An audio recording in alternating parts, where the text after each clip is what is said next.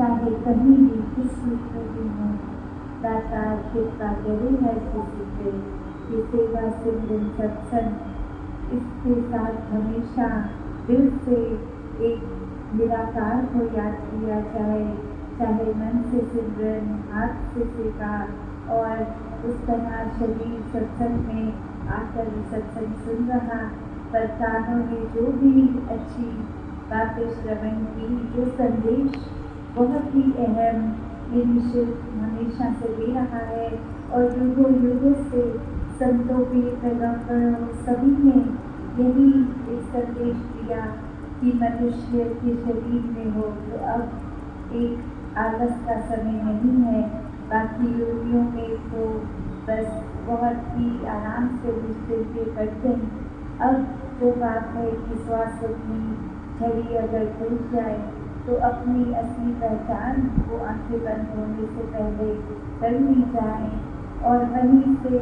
खुद की पहचान हो जाना कि ये निराकार, ये परमात्मा, इसका एक अंश होना हमारी आत्मा का, ये जब रूप समझ आता है तो ही एक मनुष्य जीवन सफल होता है। फिर सभी अच्छाइयाँ इस रूप में एक इंसान होने के नाते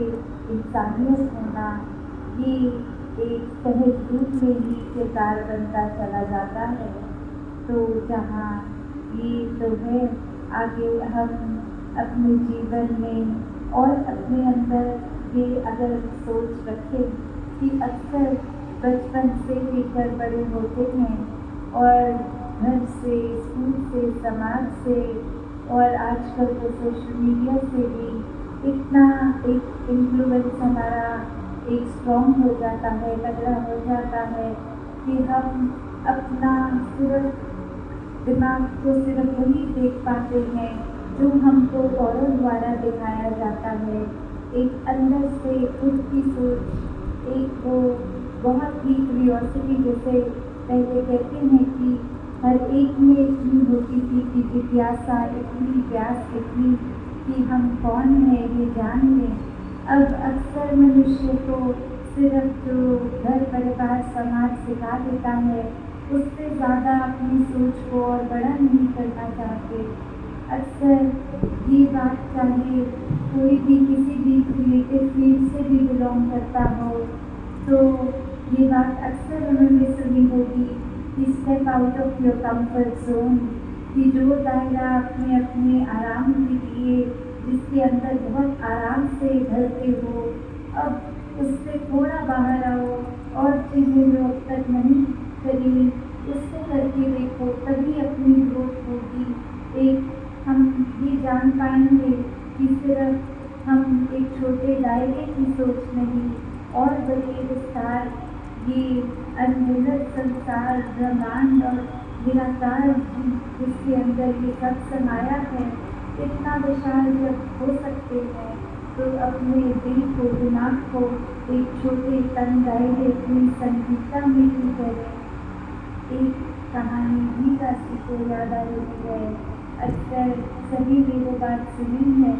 कि एक बात बोली जाती है कि कुएं का मेंढक होना, कि जितना कुछ खुद को पता है, जितना नज़रिया अपना कन्फाइंड है, छोटा है, एक दायरा जिसके बियॉन्ड की ज़िंदगी नहीं पता,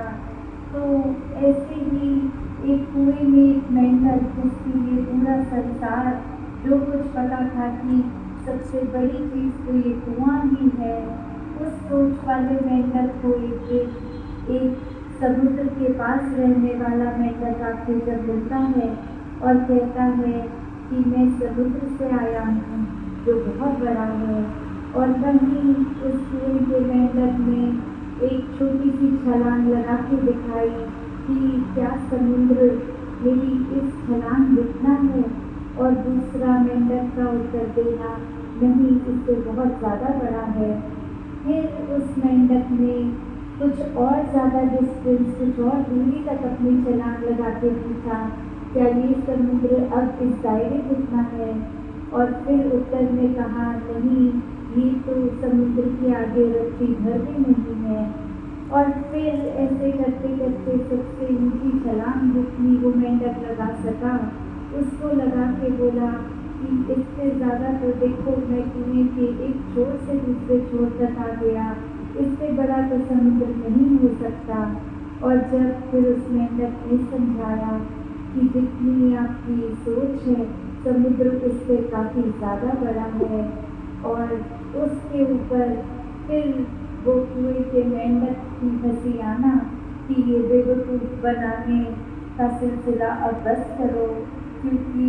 मैंने खुद भी जीवन जी के देख लिया,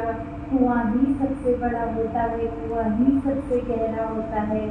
ये कल्पनाहीन बात समुद्र की क्यों कर रहे हो? समुद्र जैसी तो कोई चीज़ ही नहीं होती। मेरे पूर्वज माता पिता उनके पूर्वज सब यही बता के गए हैं कि यही मेंढक में वो रह के कुएं में वो मेंढक रह के गए हैं। वो उन्होंने यही बताया है, उनके जीवन में भी इससे ज़्यादा कुछ और विस्तारित नहीं था। और अब मेरे जीवन में भी मैंने हर पल उसी कुएं में रह के देख लिया है कि इससे बड़ा और गहरा कुछ नहीं। तो जब हकीकत हम सोच के देखें कि हमने तो समुद्र का दायरा देखा है, हमने कुआं भी देखा है, तो असल में तो वो कुएं के मेंढक का नज़रिया भी इतना छोटा था कि जो उसको ये समझाने की आया बात कि इस छोटे दायरे से निकल के एक विस्तार के साथ जुड़ो, इस परमात्मा के साथ जिसका कोई शुरुआत नहीं है, कोई अंत नहीं है। ऐसी बात जब आज भी मनुष्य सुनता है तो कहता है कि नहीं, हमें जो हमारी विचारधारा बचपन से है,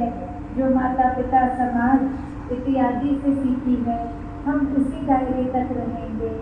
संत तो युगों से संदेश देते हैं कि दायरा उससे ज़्यादा काफ़ी और बड़ा है, फिर भी इंसान गौर नहीं करता उस संदेश पे। ये जब कहते हैं कि इस परमात्मा को देखा जा सकता है, इस परमात्मा के एहसास में हर पल रहा जा सकता है, तो वही बात आ जाती है कि सोचने वाले फिर सोचते हैं कि ये परमात्मा को तो नहीं देखा जा सकता, ये तो कितनी मजाक की बात कह रहे हैं कि परमात्मा देखा जा सकता है। तो बात वही, जिसने देखा है उसी को फिर ये पता है कि ये क्या है, और जिसने नहीं देखा वो अपनी विचारधारा फिर कुछ तंग नजरिए की बना लेता है। तो ऐसी ही बात हो गई है आज इंसान की हालत के ऊपर।